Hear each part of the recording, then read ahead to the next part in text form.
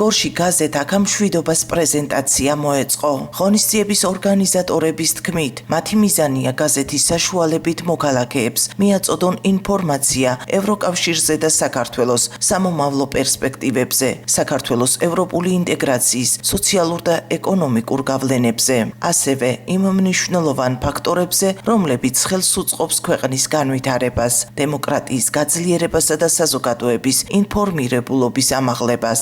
ღონისძიების მეორე ნაწილი დისკუსიას დაეთმო. შეხვედრის მონაწილეებმა ისაუბრეს იმ გამოწვევებზე, რასაც ანტიევროპული ნარატივები ქმნის, ასევე დეზინფორმაციის წინააღმდეგ ეფექტიანი რეაგირების გზებზე. შეხვედრა სამოქალაქო საზოგადოების და მედიის წარმომადგენლები ესწრებოდნენ.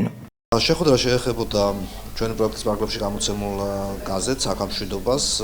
ეს პროექტი ძირითადად ეხება ევროკავშირის როგორც სამშვიდობო პროექტს და იმ გავლენას, რაც შესაძლოა ჰქონდეს საქართველოს ევროკავშირში გაწევრიანებას, არა მხოლოდ სამშვიდობო კუთხით, არამედ სხვადასხვა სოციალური და ეკონომიკური მიმართულებით ის ტრანსფორმაცია, რაც ქვეყანამ უნდა განიცადოს იმ შემთხვევაში, საქართველოს იქნება თუ ნებისმიერი კანდიდატი ქვეყანა, რომელიც გახდება საბოლოოდ ევროკავშირის წევრი. ძირითადად ამას შეეხებოდა შეხვედრა და ასევე ის გამოწვევები, რაც ამ მიმართულებით არსებობს, მოსახლეობასთან კომუნიკაციის კუთხით თუ ანტიევროპულ ნარატივებზე, რაც ვრცელდება სხვადასხვა საშუალებებით საქართველოში.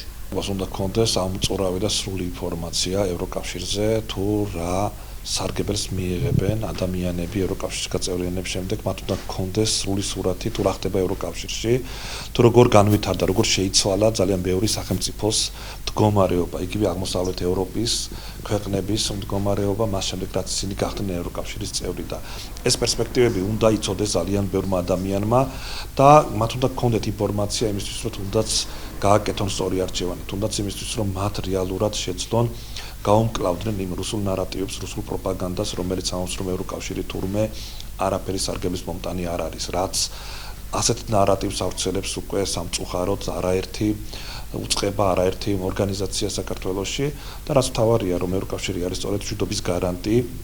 ევროკავშირი რაც დაფუძნდა მას შემდეგ მის წევრ სახელმწიფოებს ერთმანეთთან არასოდეს ქონიათ კონფლიქტი და ჩვენ როცა გვაქვს კონფლიქტი საქართველოს ტერიტორიაზე და არის ომი, რა თქმა უნდა ევროკავშირი არის გარანტია, რომ ეს კონფლიქტებიც იქნება ასევე მშვიდობიანი მეთოდებით მოგვარებული და სწორედ ევროკავშირი არის მშვიდობის და უსაფრთხოების გარანტი საქართველოსთვის.